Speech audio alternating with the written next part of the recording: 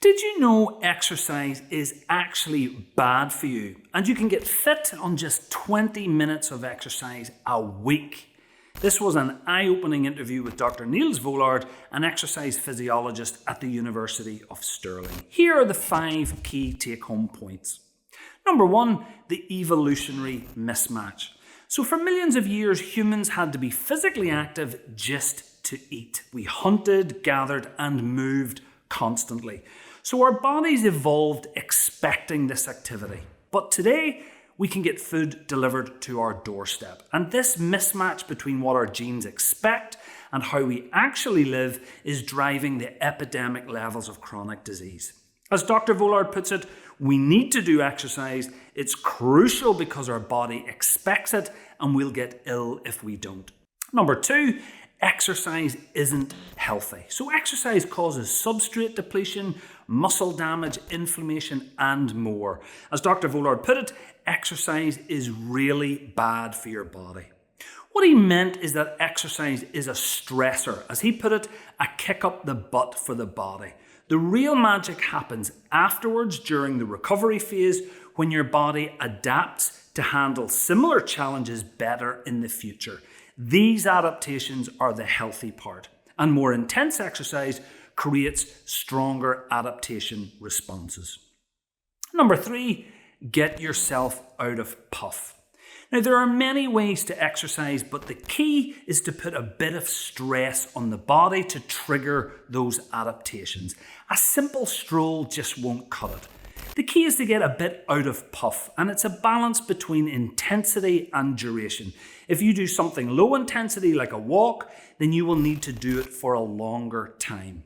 On the other end of the scale, you can do very high intensity exercising for really brief amounts of time. And Dr. Vollaard presented an exercise plan that requires only 20 minutes of exercise with a total of 80 seconds of high intensity cycling per week that will achieve the same health benefits as existing recommendations. So if time is a limiting factor, there is no excuse. And see the main interview to discover more about that plan. Number 4, exercise for your future self. So most people exercise for immediate goals, losing weight or looking better. But the most important reason to exercise, and what should become our driving motivation, is to make our latter years healthier. As Dr. Vollaard explained, you might become 90 years old not exercising, but if 20 of those years are spent lying in bed, then what's the point? Your 35-year-old self might feel fine without exercise, but your 65-year-old self won't. The question isn't, do you want to look good in a swimsuit next summer, but do you want to still climb mountains and swim in the sea when you're 70? Number 5, be more Dutch. So the Dutch have significantly less obesity than many Western countries. And one of the main reasons is they cycle everywhere as transportation. As Dr. Vollaard said, it's free physical activity. And importantly, it's simply baked into their day. When we have to consciously decide to exercise, I need to go to the gym after work, for example, that creates problems with sustaining for the long term. So a key part of long-term maintenance is looking for ways to integrate physical activity into our existing routines. For example, take the stairs instead of elevators, cycle instead of driving, get off a stop early and walk the rest of the way.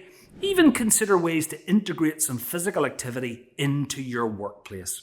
So what's one way you could become more Dutch this week? Could you swap just one car journey for a walk or a cycle, for example? To access the full interview and discover more wonderful insights, including Dr. Vollard's innovative ReHIT exercise protocol and his surprising tip about how simple grip strength exercises can significantly lower blood pressure, click the video on screen. If you found this helpful, you can subscribe for more evidence-based health content. And remember that 70-year-old version of you will thank you for the movement choices you make today.